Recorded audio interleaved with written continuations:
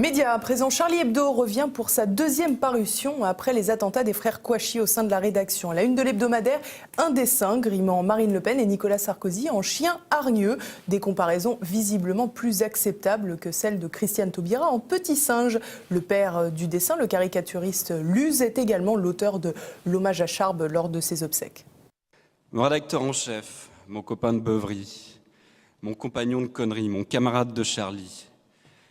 Charb, je peux l'avouer enfin, et je sais que tu ne m'en voudras pas de le révéler à ta famille, tes amis, tes camarades, tes lecteurs et lectrices. Charb, mon amant. Ah, qu'est-ce qu'on s'est enculé toutes ces années! Luz devait donc intégrer Manuel Valls à cette une. Toutefois, le Premier ministre n'était pas reconnaissable. Il a donc été supprimé du dessin.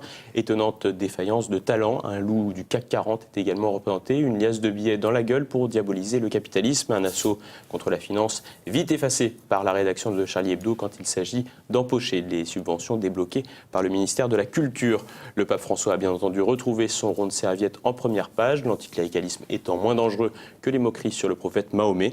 Comme le résume le nouveau directeur de la rédaction RIS, sur cette une, il fallait mettre les gens du FN et tous les trucs qui nous emmerdent. Un contrat donc bien rempli, Charlie Hebdo sera directement tiré à 2 millions d'exemplaires pour parer à la demande très largement alimentée par les médias dominants du système.